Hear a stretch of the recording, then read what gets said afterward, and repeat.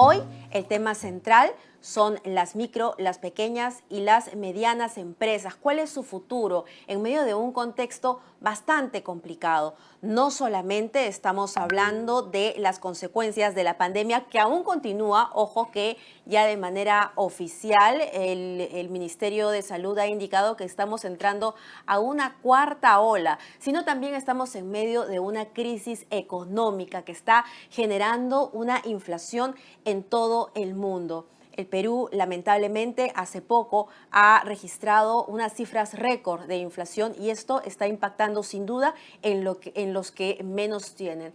¿Qué puede hacer una organización como Ayuda en Acción por la micro, pequeña y mediana empresa? Usted se preguntará. Pues bien, eso lo vamos a resolver esta noche de la mano de Ana María Choquehuanca. Ella es presidenta de la Asociación PYME Perú y recordemos también ha sido ministra de la Mujer. Y por supuesto nos acompaña William Campbell, director país de Ayuda en Acción. A ambos les doy la bienvenida. Muchísimas gracias por estar aquí esta noche. Así que vamos de lleno al tema y comenzamos con la señora Choquehuanca, que ha tenido una voz muy fuerte, sin duda, en lo que significa una reactivación adecuada de lo que vienen a ser los motores del país. Cuando uno piensa en qué mueve al país, de repente piensa en estas enormes empresas, pero no necesariamente es así, señora Choquehuanca, porque hay pequeñas empresas, medianas empresas, peruanos que todos los días apuestan por el país, ¿no? En esa cultura que nosotros llamamos emprendedora y sigue adelante a pesar de los propios obstáculos que el país le pone. Pero ¿cuál es la situación en este momento de ellos? Bueno, buenas noches. Muchas gracias, Mabel. Buenas noches, señor Campbell.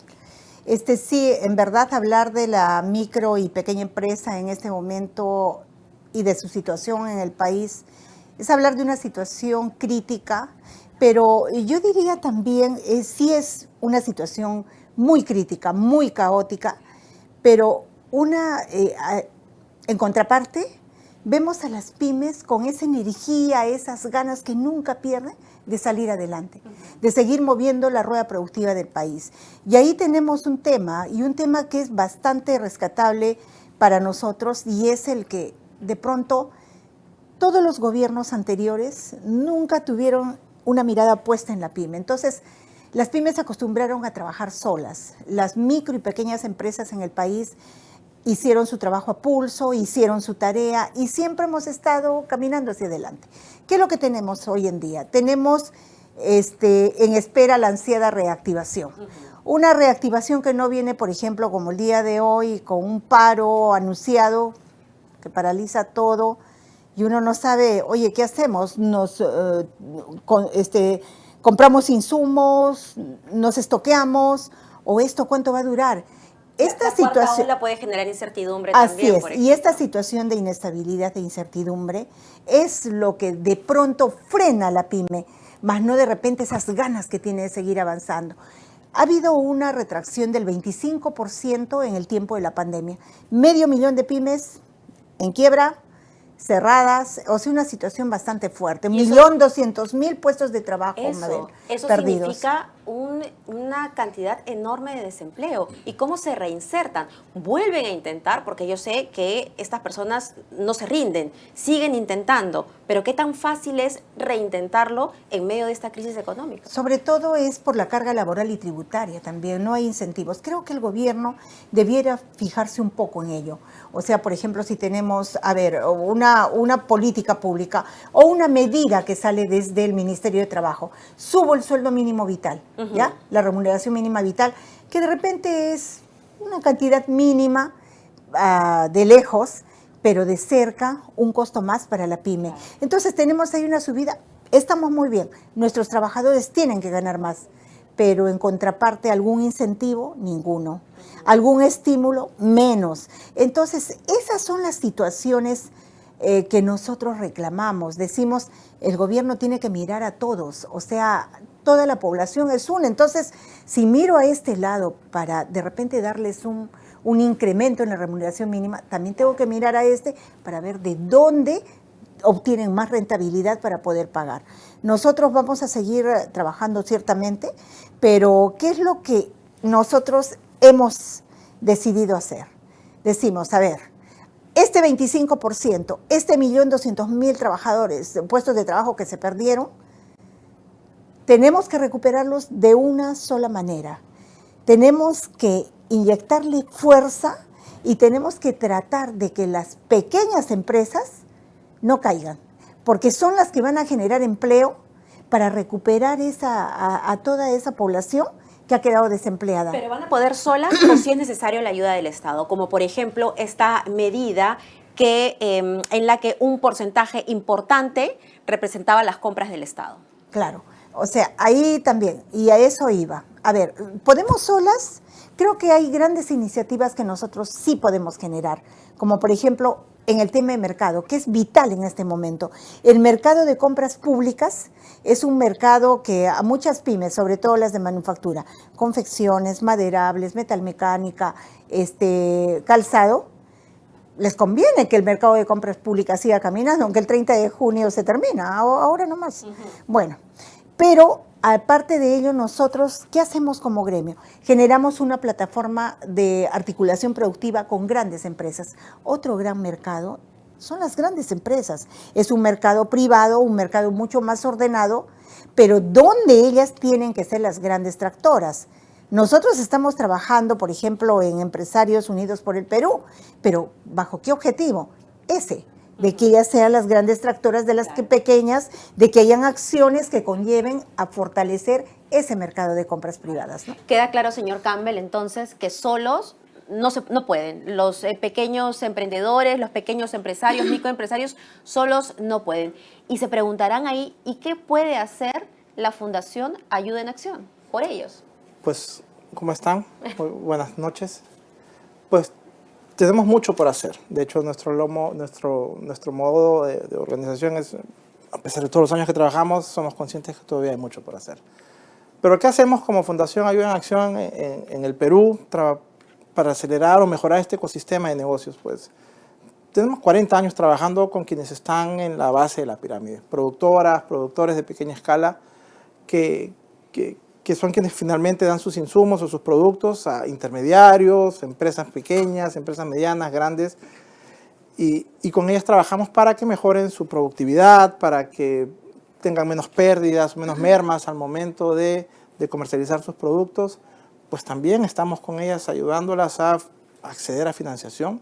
No es fácil para un micronegocio o para un negocio ubicado en una zona rural. Estamos hablando de personas que viven en zonas muy vulnerables. Así, también. y pues tener acceso al crédito es una situación muy compleja. Entonces buscamos otros mecanismos alternativos de financiación con otros aliados con quienes venimos trabajando temas de acceso a financiación como COFIDE desde hace algunos años.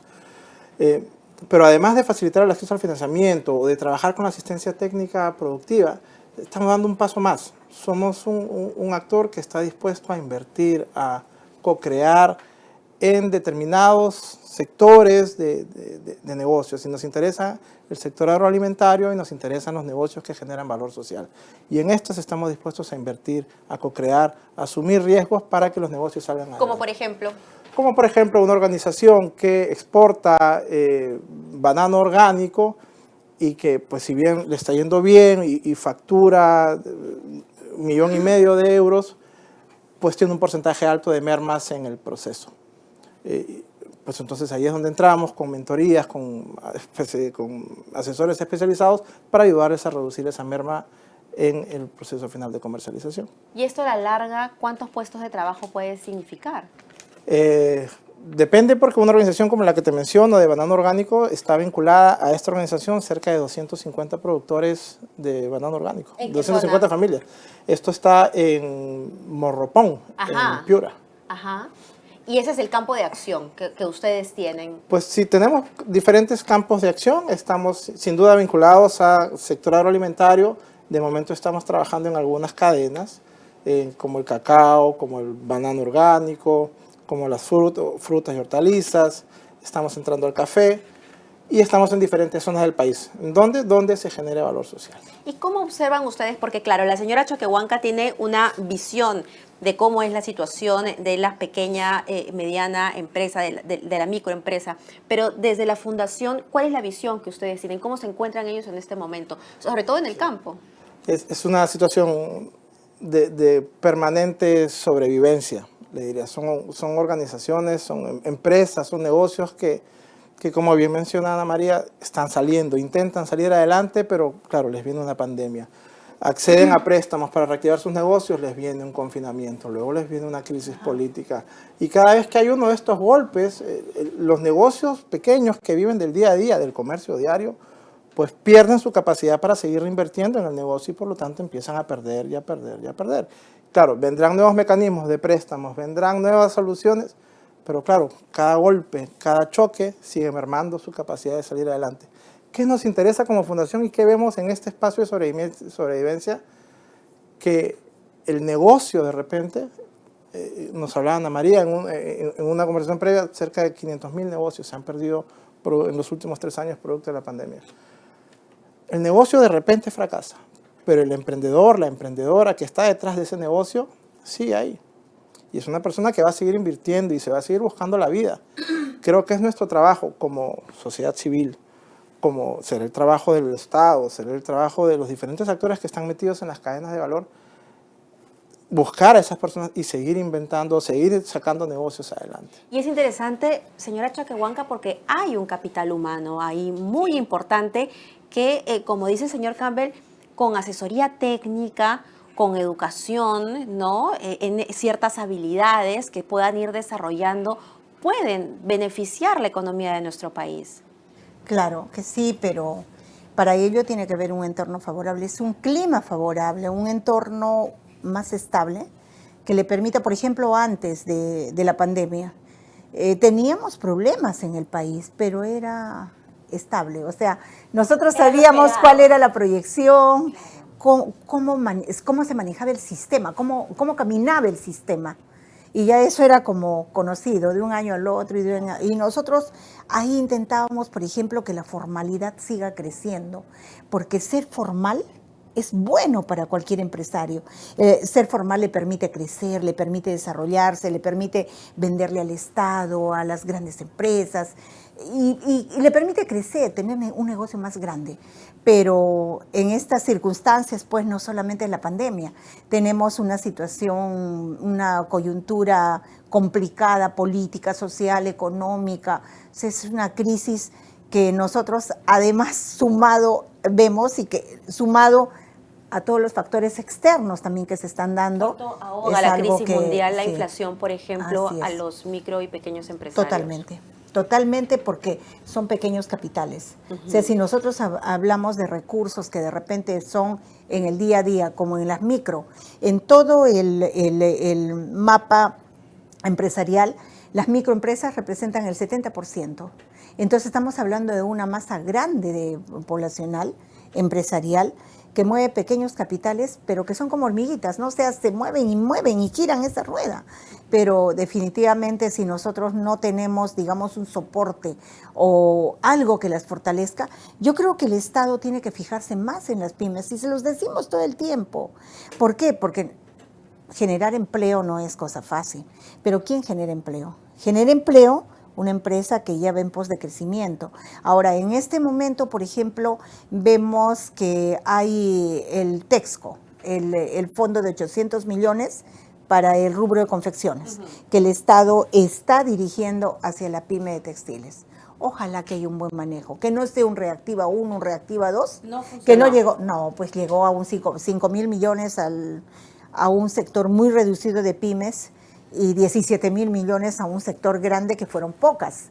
Eso fue Reactiva. Entonces, ¿para qué hay estadísticas claras? Entonces, apostaron por los pequeños y microempresarios porque pensaban que ellos no iban a pagar su deuda, no iban a rendir. Porque las vallas también eran altas. Y aparte de todo era, uno, tenías que tener, por ejemplo, no estar en Infocor, no tener un coactivo en SUNAT, estar con un histórico de movimiento hasta la fecha en que salió. O sea, situación que nadie tenía en ese momento.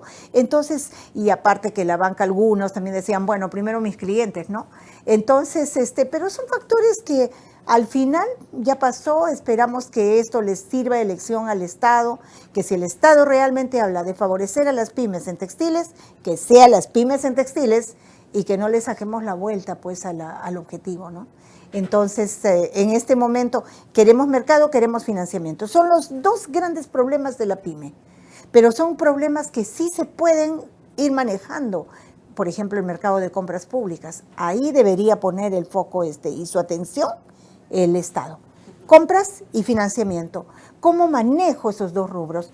No puedo negar yo que el Ministerio de la Producción, a través del viceministro de Pymes, trata, se esfuerza, hacen ferias, hacen una cosa y la otra, pero son pequeñas iniciativas que no logran resolver el problema. Para terminar este primer bloque, señor Campbell, yo quería regresar a la idea del capital humano, porque estoy consciente que Ayuda en Acción precisamente trabaja mucho en ello, ¿no? Y en poder brindarles a los jóvenes, a las familias que se encuentran en una situación de pobreza, conocimiento, habilidades para el empleo y autoempleo. Así es, y es ahí donde nosotros como organización nos fijamos, estamos reorientando un poco nuestra meta. Buscamos que los jóvenes crezcan en entornos seguros, con planes de vida, con capacidades para transformar su entorno y que puedan insertarse en sistemas productivos y sociales y dinamicen su economía. Y es en este contexto que nos interesa como organización centrarnos en esta transición clave a la que tampoco ponemos demasiado énfasis en el Perú, del pasar de la escuela, de una educación, a este primer momento en donde los adolescentes o donde los jóvenes encuentran su primer trabajo o deciden formar su primer emprendimiento. En esta transición de escuela a ser alguien productivo es donde estamos poniendo la mayoría de nuestra fuerza ahora como Ayuda en Acción. Es un momento clave para justamente contribuir a estos procesos de desarrollo. Pero ahí quizás, Mabel, hay un tema importante que a mí me gustaría no dejar de mencionar, y me refiero a los jóvenes. Precisamente el día de mañana, y yo felicito y saludo a la Municipalidad de Lima, porque han organizado una feria, la Gerencia de Educación, para las escuelas técnicas, los institutos técnicos. ¿Qué pasa? Ahí tenemos cuántos jóvenes que se forman. Y los mandos medios, estos cargos técnicos, estos puestos que se generan, que se pueden generar desde estos, pueden resolver el problema de la falta de empleo, en los jóvenes sobre todo. Pero, ¿quién mira allí? ¿Quién se fija en cómo están saliendo, si tienen la tecnología adecuada, si realmente el nivel de maestros que tienen es el nivel apropiado para especializarlos? Entonces una pyme podría tenerlos, podría formarlos y sí tendría al alcance el hecho de poderles pagar un sueldo mínimo, de repente de que los acompañen de ahí para más adelante. Más que prácticas, yo creo que prepararlos para hacer buenos aportes en capital humano. El capital humano de una empresa, pues, es el personal. Y un trato justo y equitativo lo que hace es generar trabajadores con identificación para salir juntos adelante. Hemos visto que a veces se ponen una vereda los trabajadores, en otra los empleadores, pero en realidad los empresarios sin los trabajadores no tenemos razón de ser, ¿no? Así es. Bueno, en el primer bloque entonces hemos dado una suerte, a través de ustedes, una suerte de diagnóstico de la situación, pero también cómo es que apoyando y generando una cadena, no llamaría solidaria, sino que jale a todos estos micro y pequeños empresarios, se puede salir adelante, y por supuesto con las políticas públicas que vengan desde el Estado, que son sumamente importantes. Pero en este segundo bloque yo quisiera ir de la ciudad al campo. Hoy ha habido un paro de transportistas y en ciertas regiones se han sumado los trabajadores del agro.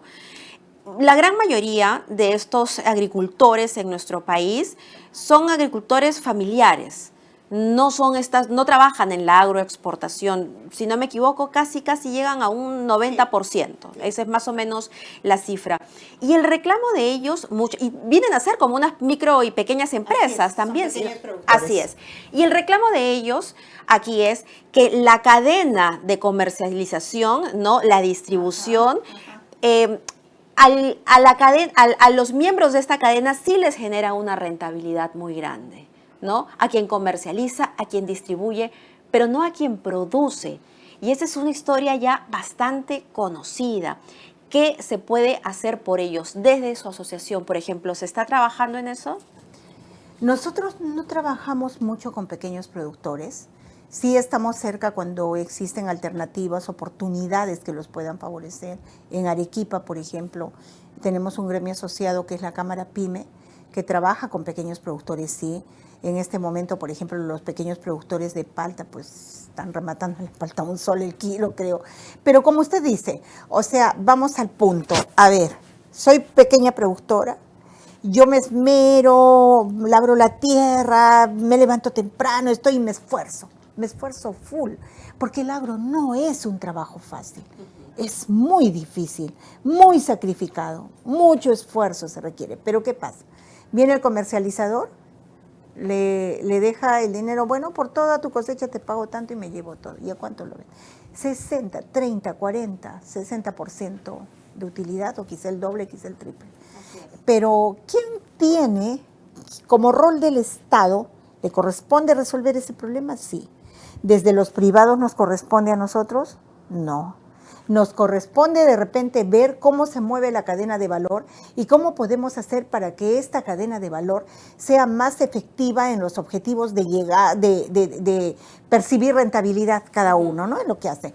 Pero en el tema este de los pequeños productores, mire, ¿por qué tienen estos problemas también?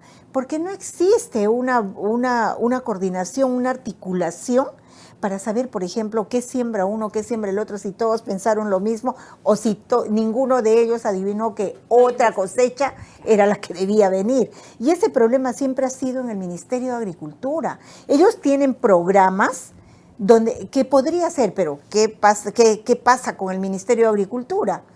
Tiene gente que no conoce, que no es especialista en su rubro, o personal que se dedica a otra cosa.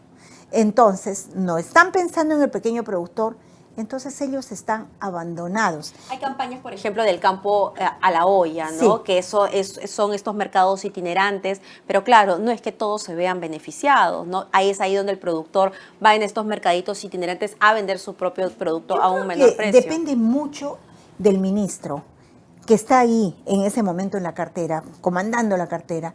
Y yo tuve la oportunidad de viajar con algunos ministros de Agricultura a las zonas del centro, en Cajamarca, y llevar, pues, que tienen la necesidad de la motobomba, que tienen la necesidad del vehículo, que tienen la necesidad de ver, y zonas realmente bastante accidentadas incluso, pero que donde la siembra, cuando uno los ve, es una maravilla. Y ellos mismos se organizan, porque si algo tienen nuestros pequeños productores, Mabel, es organización. Son muy organizados y son muy disciplinados en lo que hacen. Lamentablemente, mientras exista la comercialización, mientras exista la insensibilidad de estas personas que van y les pagan lo que quieren y se comen y los condenan a la eterna pobreza, vamos a seguir teniendo este problema. Pero hay empresas conscientes de ello y que han generado una relación bastante estrecha con los productores. Ahí entiendo que Ayuda en Acción también tiene un rol para poder afianzar ese tipo de relaciones entre los productores y estas empresas transformadoras. Sí, y esas empresas también se relacionan de una forma diferente con sus clientes y vienen generando dinámicas de consumo diferentes, en donde al consumidor final le interesa saber que la persona o el negocio al que le está comprando el producto genera un valor social. ¿Cómo por genera ejemplo? Un impacto. Por ejemplo, tiendas de café que hoy día uno encuentra en diferentes partes en Lima metropolitana, centrándonos en un ejemplo local, y ese café hoy día tiene una compra directa a productores en Villarrica o compra directamente el café a productores artesanales en Piura. Y uno sabe que comprando va a beneficiar a los productores. Y hay una trazabilidad. Entonces, claro, en vez de irme a comprar mi café en la transnacional, pues claro, prefiero irme a este café porque esta empresa lo que hace es dar un mejor precio, un precio justo a quienes le compran el café en determinada zona. Pero nosotros como organización, como Ayuda en Acción, lo que nos interesa es apoyar a este tipo de negocios sociales que buscan una mayor retribución a quienes están al inicio de la cadena, ¿no? Hoy día vemos que grandes negocios de grandes superficies manejan el 35, el 60% de la ganancia sobre el producto final que están colocando, y está bien, ellos asumen también un riesgo importante, pero los intermediarios, para que llegue el producto a esos comercios, están también ganando igual o más que estas empresas. Y claro, y esto le deja un poco margen al productor que está ahí levantándose a las 4 de la mañana para atender su chacra, ¿no? Entonces, claro, esto es una distribución, es una cadena de valor injusta, en donde, claro, el que se parte el lomo y trabaja 16 horas está llevándose el 1 o 2% de un producto que se está comercializando en una plaza de supermercados. ¿Y qué es el programa Callari? Callari es un programa que hemos lanzado como ayuda en acción que busca acelerar negocios que están en los primeros eslabones de la cadena. ¿A los productores? A los productores. Está centrado en cadenas agroalimentarias y que busca acelerar sus negocios o los negocios de empresas que generan empresas sociales que buscan generar un impacto social en estos pequeños productores. Por ejemplo, trabajamos con productores de cacao en el Cusco, en Piura, para que puedan tener una mejor rentabilidad como empresas que comercializan el cacao orgánico en grano puro. Pero también trabajamos con empresas en el siguiente eslabón de la cadena que buscan comercializar con estas empresas para luego transformar el cacao y hacer pasta de cacao o hacer tabletas.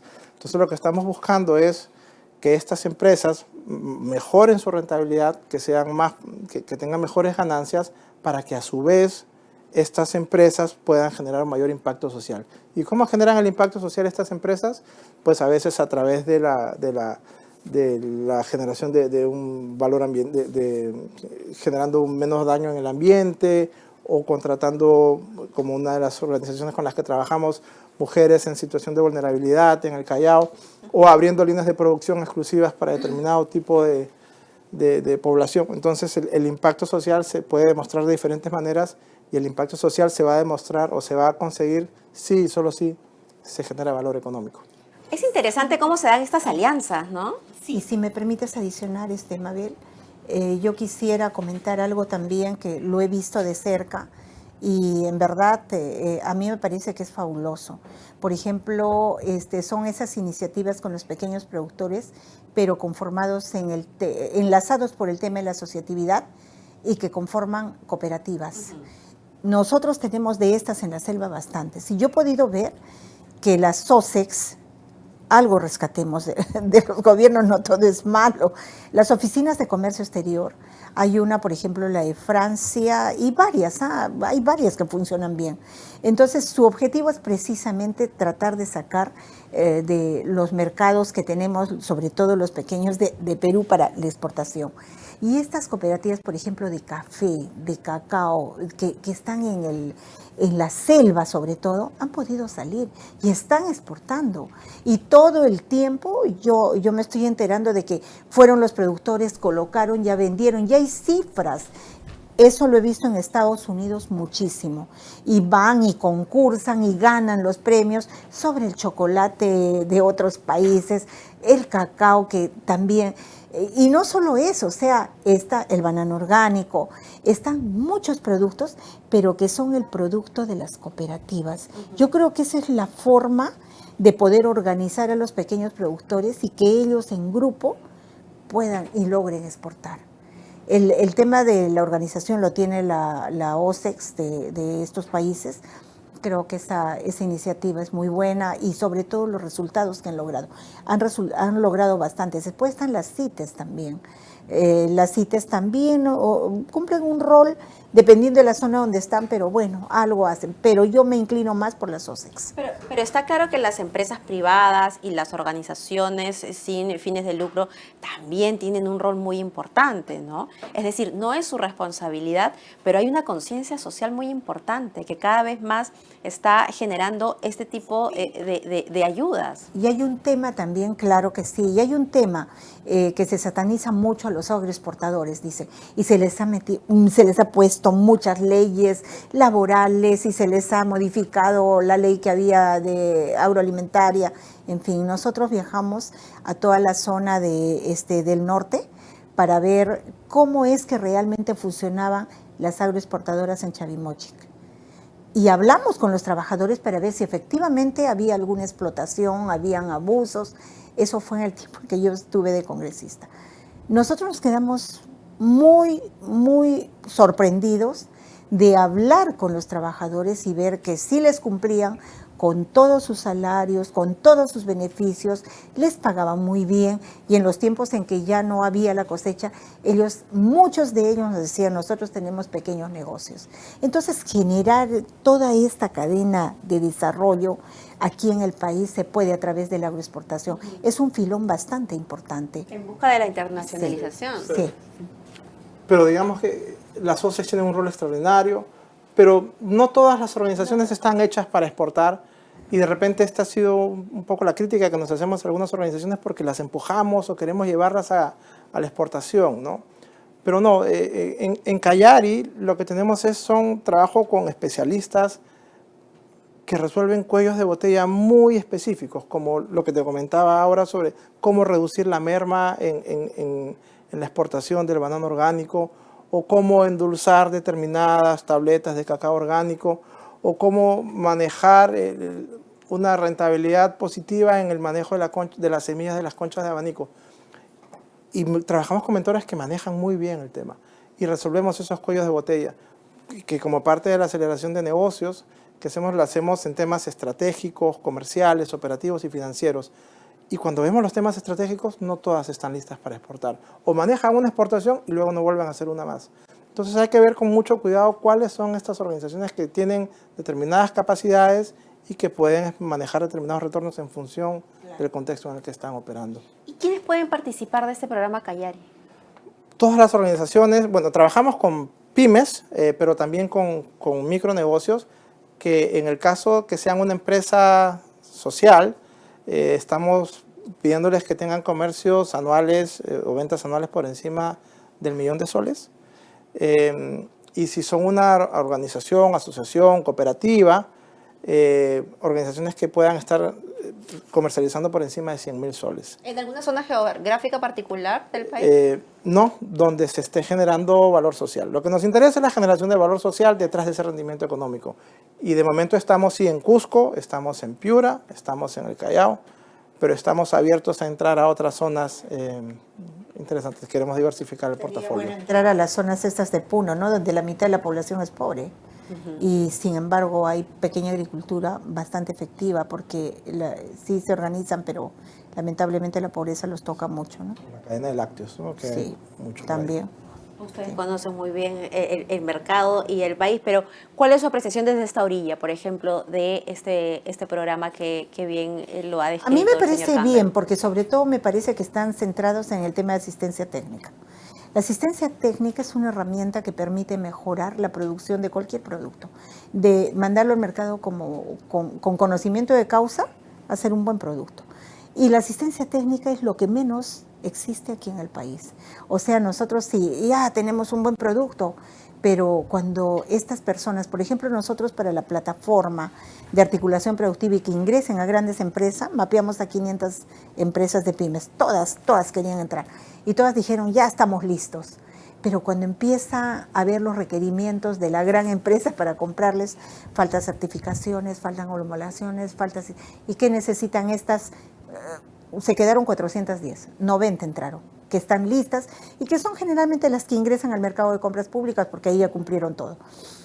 Asistencia técnica. Y estamos tratando de generar una propuesta, un proyecto con 3 componentes, pero nuestra primera prioridad es buscar quién se puede encargar de darles asistencia técnica a estas 400 que se quedan.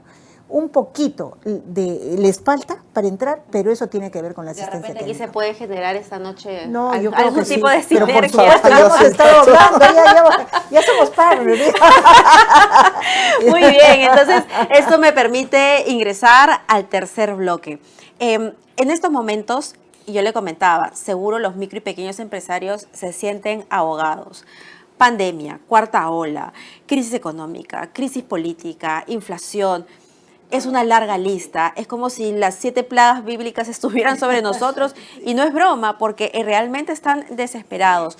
Sin embargo, tienen que haber ciertas luces al final del túnel, algunas oportunidades que se presenten en el camino. ¿Cuáles son esas oportunidades y cuáles son los retos que tiene que enfrentar entonces las micro y pequeñas empresas? Yo creo que ahí las oportunidades, si se dieran muchas oportunidades, yo apostaría por las de manufactura, que son las que generan empleo.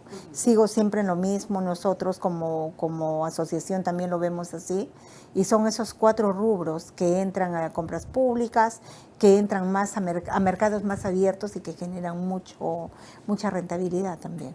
Entonces, lo que nosotros sí queremos en este momento es tener oportunidades y alternativas de mercado. Estamos viendo el mercado, por ejemplo, con los privados. Hay mucho curso de capacitación, por ejemplo, en la banca. Justo hoy yo me reunía con el gerente de un banco que me decía, nosotros tenemos cursos y podemos hacer. Y mira, yo me acabo de enterar que otorga préstamos chiquititos hasta 3.000 soles desde 800 soles. O sea, yo nunca había sabido que habían esos préstamos y es banco.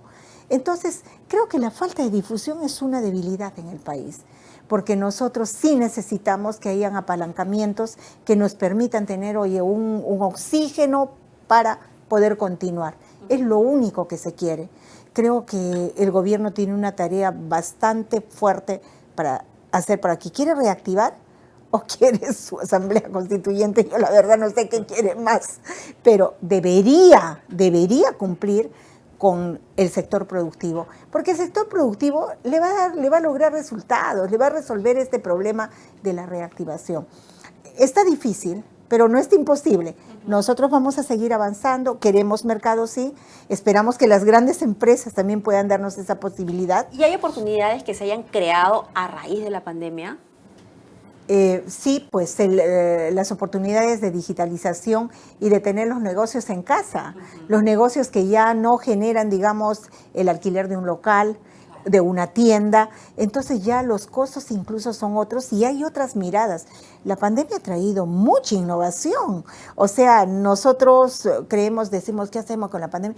Pero es como haber despertado hacia un mundo cibernético, tecnología pura, que nos permite avanzar más fácilmente. Ahora uno no tiene que ir al banco y caminamos con las billeteras digitales, pero tenemos que también ahí conocer el ABC de la banca, por ejemplo, cómo funciona y cómo pues tenemos algo seguro también con el aparatito que es el celular, ¿no? Porque definitivamente ahí también hay mayores riesgos, bueno, aunque todo es riesgo, pero sí la digitalización me parece a mí una herramienta bastante buena para poder avanzar en este momento. Es una herramienta que no es cara y que trae además mucha información, trae incluso mucha, ¿cómo diría?, mucha enseñanza de otros países. Uno aprende muchísimo, ¿no? Y de todo el mundo. Cursos gratuitos. Porque no hay frontera. Todos los cursos que vienen son gratuitos y en verdad creo que deberíamos darnos un tiempo más, todas las pymes, para mirar los cursos no como una pérdida de tiempo, sino como una inversión a futuro. Así es. Y desde la fundación, que está concentrado en este proyecto, en beneficiar a las personas que trabajan en el sector agroalimentario, ¿cómo ven esos retos y esas oportunidades? Retos. Sí. Nos queda corto el programa, pero sí, en cuanto a las oportunidades, solo para complementar lo que mencionaba Ana María, está claro que hay oportunidades que deben ser impulsadas o capitalizadas por el gobierno. Pero creo que lo que tenemos que empezar a ver, quienes estamos del otro lado de la orilla, es que también hay oportunidades de negocios trabajando con micros y con pymes. O sea, no lo veamos solamente como un tema de compras estatales, sino es que en todas estas decenas de programas, decenas de años, décadas de programas de desarrollo, muchas han logrado la sostenibilidad, pero otras tantas se han quedado en el camino o empezaron muy bien y luego se vieron interrumpidas. ¿Y qué es lo que sucede? Es que de repente estas iniciativas no logran insertarse en dinámicas de mercado. Lo que empieza con un subsidio y no logra meterse en estas dinámicas, posiblemente cuando entre a competir con otros actores, esas iniciativas van a quebrar. Creo que lo que tenemos que hacer también pasa por empezar a desarrollar estos sistemas de mercado, ¿no? Y sistemas en donde la empresa privada pueda ver que existen oportunidades de negocio trabajando con quienes están en la base de la pirámide. Y van a tener oportunidades de negocio en de diferentes formas, no solamente por eficiencia en las compras, sino que pueden encontrar otro tipo de nichos que hoy día no están siendo atendidos por nadie, ¿no? Temas que pueden ir desde la vacunación de los animales menores hasta qué sé yo, hasta colocar la planta del secado, del cacao con paneles solares. Hay una oportunidad de negocio y que seguramente una pyme puede comprar esa tecnología porque le interesa ser más rentable. Pero las grandes empresas o las medianas empresas no están mirando esto como oportunidad de negocio. Y creo que ahí nosotros como sociedad civil también tenemos un rol. Y estamos también dirigiendo nuestros programas hacia encontrar cómo desarrollar estos sistemas de mercado más inclusivos. Sé que muchas personas que nos están viendo probablemente tengan algunas preguntas. Ya saben que a través del chat nos las pueden enviar. Yo ya estoy recibiendo algunas. La señora Choquehuanca, el señor Campbell van a estar dispuestos a responderlas en breve. Entonces, y antes de entrar a este espacio de preguntas y respuestas, finalmente, señora Choquehuanca, ¿con qué mensaje usted le enviaría en estos momentos a estas personas que usted bien ha descrito? Se sacan la mugre trabajando todos los días y que son en realidad el motor de nuestro país. Yo les diría que nada es para siempre, que siempre se pueden lograr. Los tiempos pueden ser muy difíciles, pero siempre hay una oportunidad, siempre hay una alternativa, como dijo el señor Campbell. Hay que mirar no solamente a un lado. Yo creo que podemos reorientar todas nuestras actividades, podemos diversificar, podemos cambiar lo que hacíamos, porque como seres humanos tenemos esa capacidad y todos tenemos esa capacidad de desarrollarnos, de tener ese talento para emprender. El Perú es la cuna de los emprendedores a nivel mundial para mí. No hay cosa, y la creatividad, esa forma de hacer empresa en el país es admirable, porque lleva dentro mucha fuerza y mucha energía.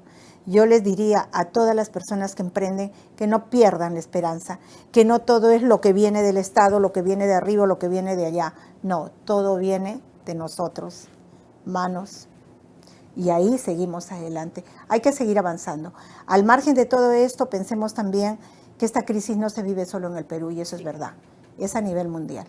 Y ahora que viene pues la crisis alimentaria, la seguridad alimentaria, hay que pensar en ello. Pero para ello, como decía el señor Campbell, hay que pensar en nuevas alternativas de negocio. ¿Qué se va a necesitar? ¿Cómo es que nosotros podemos de repente irnos hacia ese lado? Así como en la pandemia. Yo hacía confecciones, pero ya no vendo, entonces me voy a poner a hacer mascarillas, o voy a comprar las mascarillas, pues, y ahí tengo una rentabilidad, o voy a hacer, pues, lo que se necesite en ese momento. Hoy tenemos que pensar que se viene algo diferente esta vez. No será esto, pero ¿qué puedo hacer? Es lo que decía, ¿no? O sea, mira, vacunar a los animales, tratar de darles más cuidado, tratar de cuidar más el follaje. Oye, siempre hay negocios, 1000 negocios que emprender. No hay que perder la fe ni la esperanza. Claro que sí. Y señor Campbell, con todo lo que usted nos está contando esta noche también, bueno, la ayuda es importante.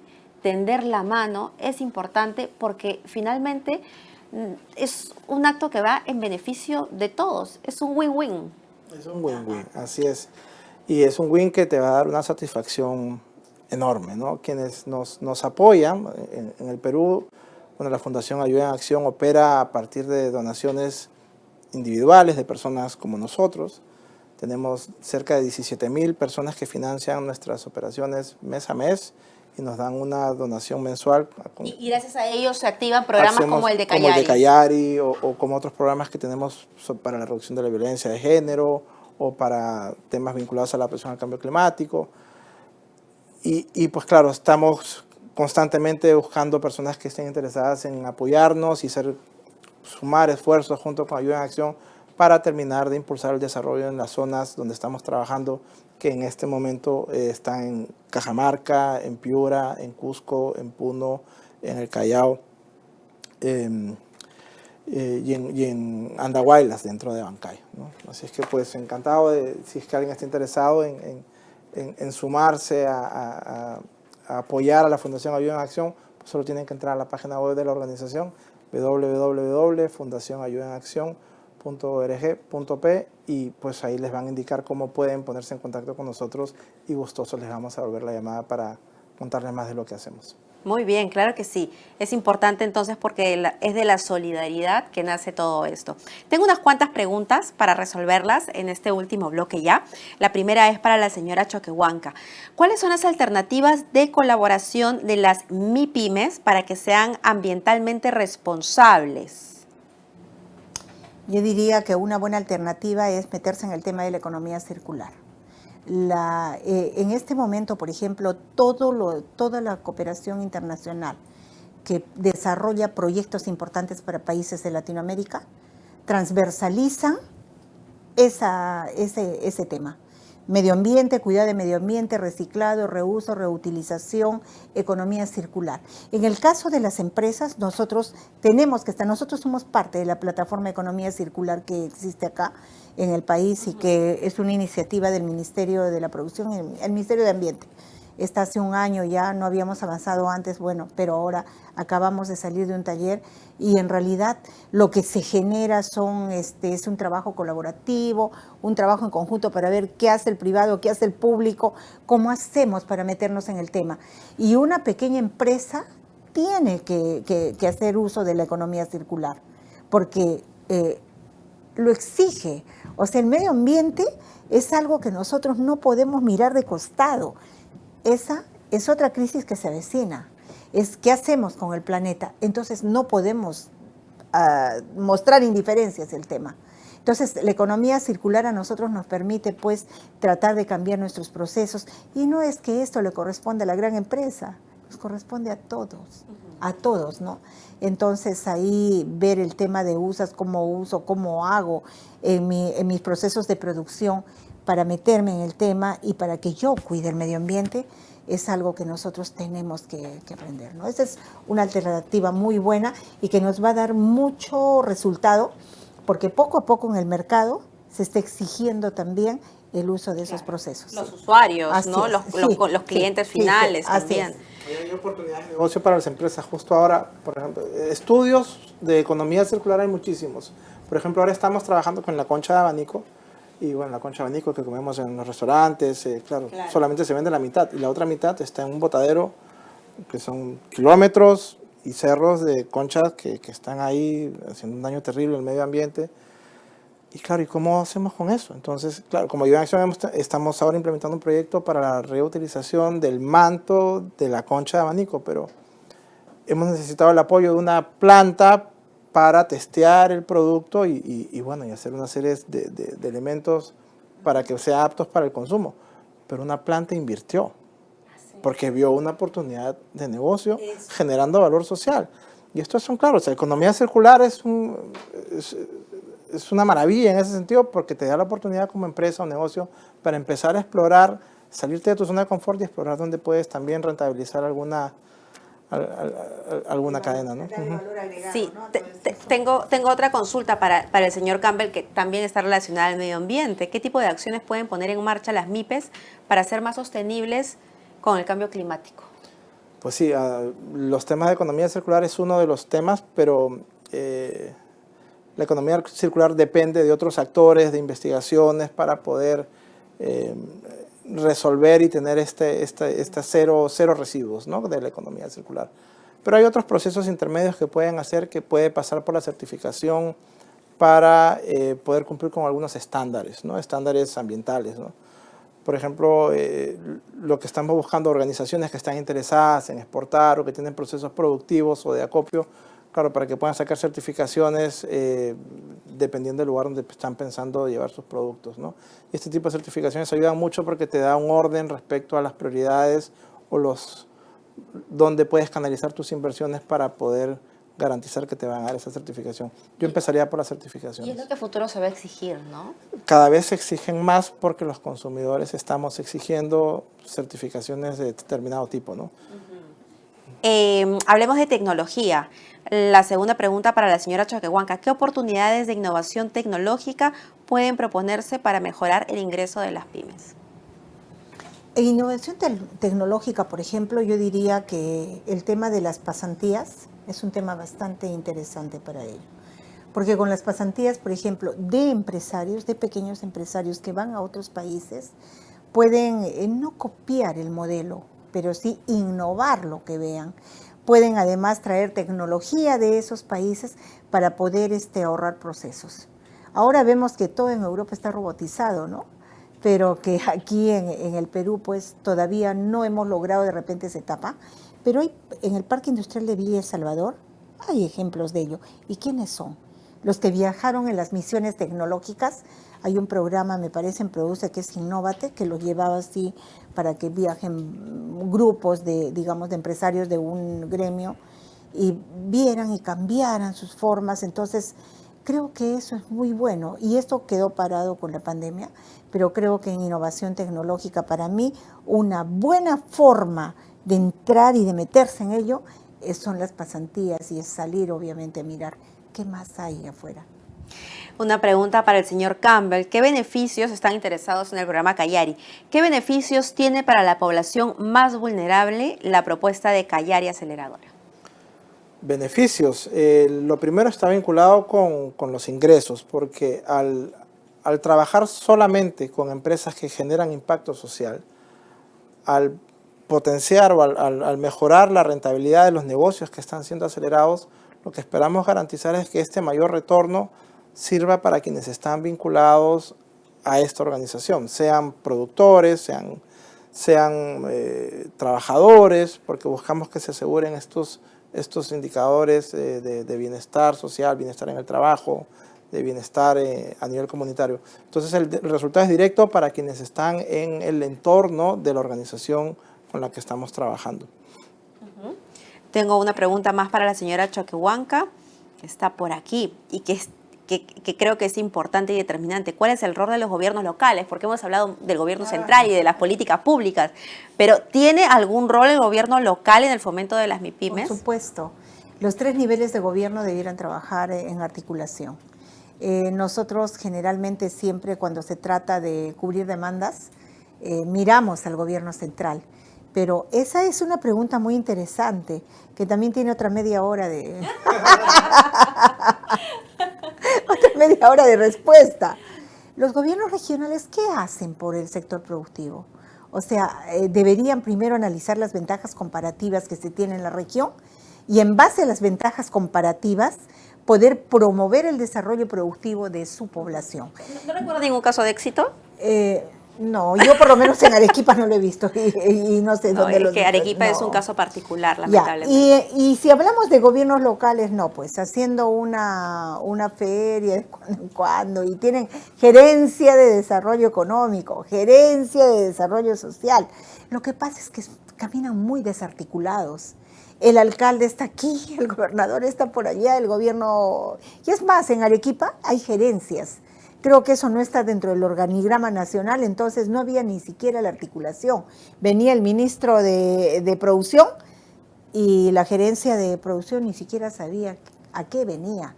Esto ya felizmente se ha podido articular un poco más, pero no veo resultados realmente, no los he visto acá, no los veo. Nosotros hemos viajado por regiones bastante, porque estamos viendo a ver qué más podemos recoger de los mismos productores. Y la verdad es que los resultados que han logrado son mínimos. Quizás hayan iniciativas buenas que yo no conozco, porque toda regla tiene su excepción. Pero conocido, no, yo no puedo dar fe de ninguna. Y los gobiernos locales tienen mucha obligación de hacerlo, pero más que todo los gobiernos regionales, que son los que tienen el grueso de presupuesto para ello.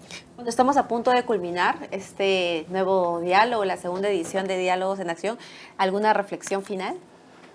Pues sí, que no dejemos de poner atención a las microempresas.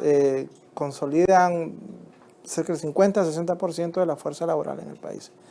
Y en la medida que podamos establecer mecanismos para mejorar el ecosistema de negocios de las MIPYMES, creo que vamos a tener un desarrollo mucho más potente para justo el grupo que nosotros estamos más interesados, el grupo de jóvenes que están en este proceso de transición de la escuela al empleo.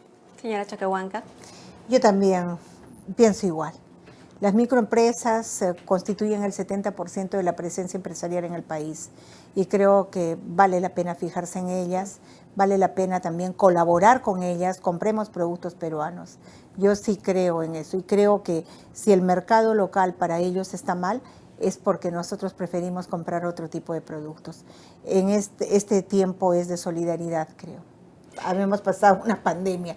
Miremos a las personas que todos los días salen con sus productos y sin embargo de repente no han hecho ni una venta. Entonces lo que más ha incrementado son los productos de importación. En este momento creo que hay que mirar más al mercado peruano y yo les aseguro que comprando un producto peruano estamos comprando calidad, estamos comprando buen producto y estamos comprando un buen insumo porque el productor peruano trabaja con el algodón peruano. Y todo esto es una cadena que se mueve, entonces van a jalar no solo al micro, sino a varios, ¿no? Ahí, así es, sí, es una cadenita. El grande empuja al mediano, el mediano impulsa al pequeño, el pequeño impulsa al micro. Así es. Y que las grandes empresas no dejen de ser grandes tractoras. Ahí ellas también, en este tiempo, son las que nos tienen que jalar. Muchas gracias a Ana María Choquehuanca, presidenta de la Asociación PYME Perú, y también a William Campbell, director país de Ayuda en Acción. Y por supuesto, muchas gracias a ustedes por acompañarnos, por enviarnos sus preguntas. Ya volveremos en una nueva edición de Diálogos en Acción. Chao, chao.